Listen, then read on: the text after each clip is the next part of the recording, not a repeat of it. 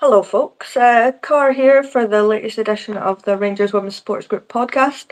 I'm on my own today due to some prior work commitments for the other guys, so it'll just be me. So it'll be a quick rundown of the game yesterday. We played against Hearts at the Oriam. The team yesterday was Vic in goal, Leah Eddy, Kathy Hill, and Nick Dock in the back line. In front of them was Brogan Hay, Tessel Middag, Livia McLaughlin, Mia McCauley. Just in front of her in the kind of 10 role, I guess, was Kirsty Howitt, and in front of her was Katie Wilkinson and Rio Hardy. On the bench was Jodie McCleary, Ailey Austin, Lizzie Arnott, who was on the bench, but she was sat in the stands, so I don't know if she's picked up a knock, so I guess we'll need to wait and see what's happening with that. Charlie Devlin, Jane Ross, May Croft, Camilla Fay, Jenna Fife, and Laura Rafferty. So I'll jump straight into the game. We started off quite lively. Rio had a shot just fizz over the bar in the 6th minute. Katie Wilkinson had a shot saved, I believe it's from a header, I'm not entirely sure, in the 13th minute. And then Hearts had a free kick.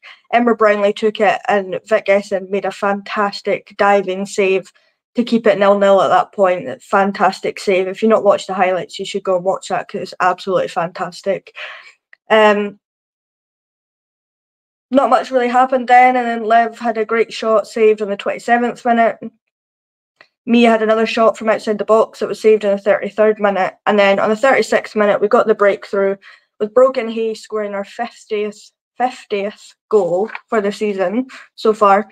Really well worked goal. Brogan got the ball, kind of edge of the box, drove into space.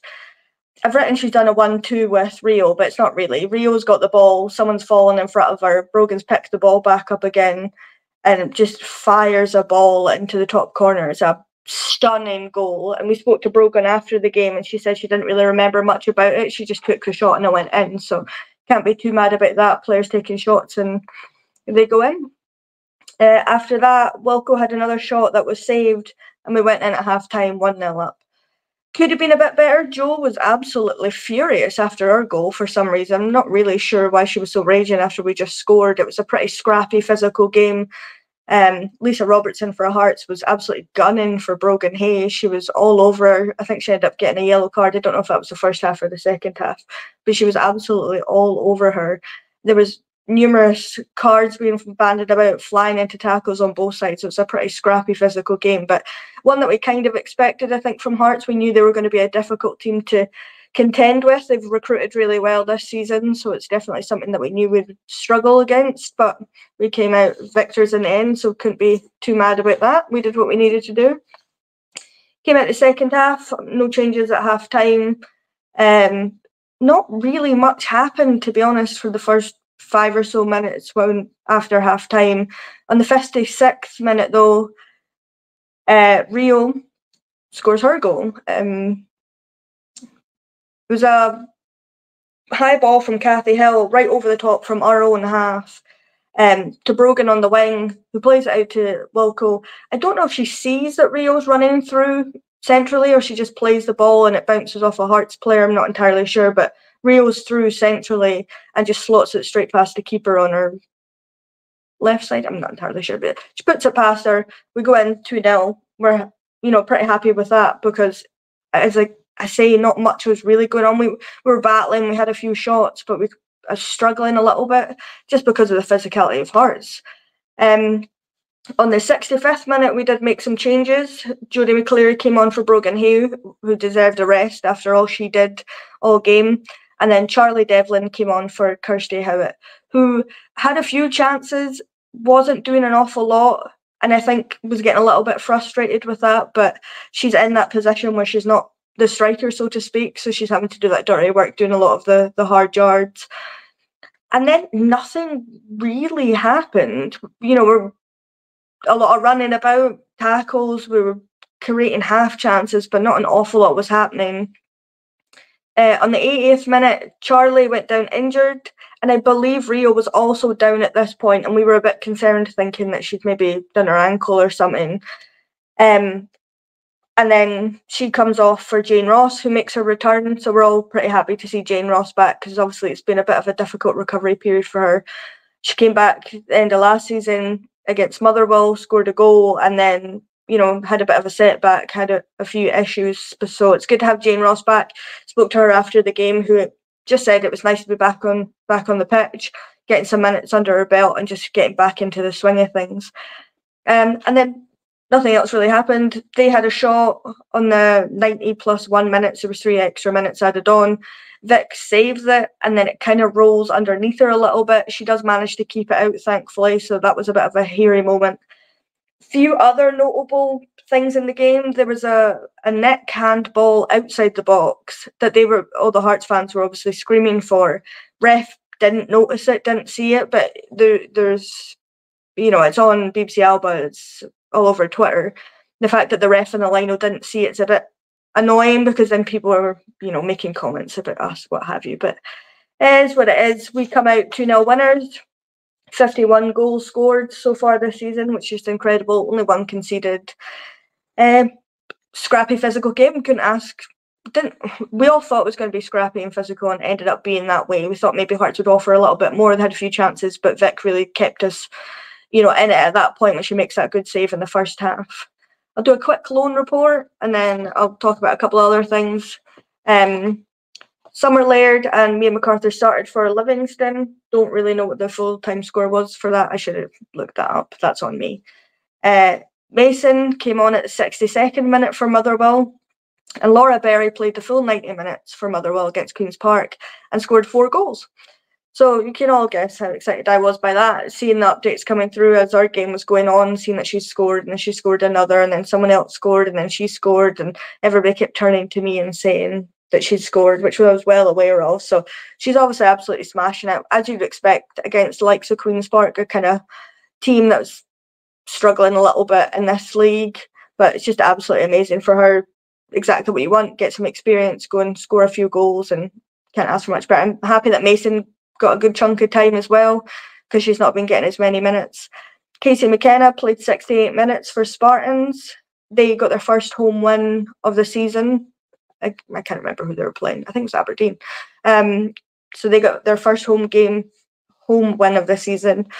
For Hamilton, Abby Tobin started. Sophie Townsley came on in the 56th minute, and Kirsten Love was on the bench. I don't believe that she got any minutes. I believe they won as well. 2-0, I think. Millie Payton didn't play for Queen's Park. They were playing against Motherwell, lost 6-0. Maddie Maxwell didn't play for Gartcairn, which is a bit frustrating that some of them aren't getting as many minutes, but can't expect teams to play them all the time. Not really much else to talk about. I don't have the predictor results with me, but I'm sure they're already up on Facebook. I'm sure Alan's already sorted all that out. So go and have a look at that, see how you got on. I believe 1 or 2 people had 2-0 for our results, so there'll be a few high-scoring ones there. I don't know if other people would have had the Celtic Montrose score right, so there's a few in there that probably didn't get that, but that's what it was. We next play Dundee United back up in Dundee on Sunday in the Cup, so that should be another high-scoring game. I'd assume won't be much in it, but it'll be interesting. Don't know if tickets are on sale.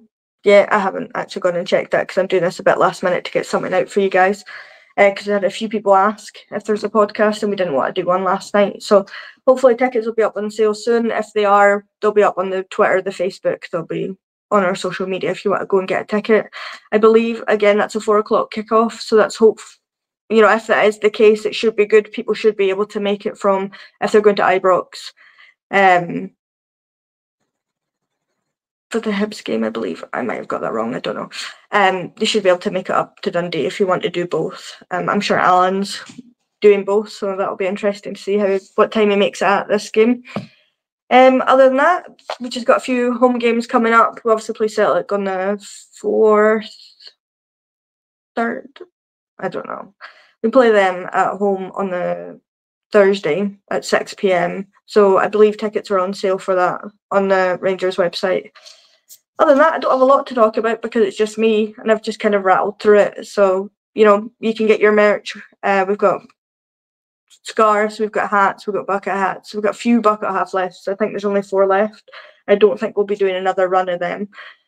We've also got gibbets, croc charms, if anybody's interested in them. We've got autograph books and, water bottles. We've got a whole host of stuff. A few people have asked me for stuff for Christmas, so there's still stock available on most things if people want to go ahead and buy that on the website.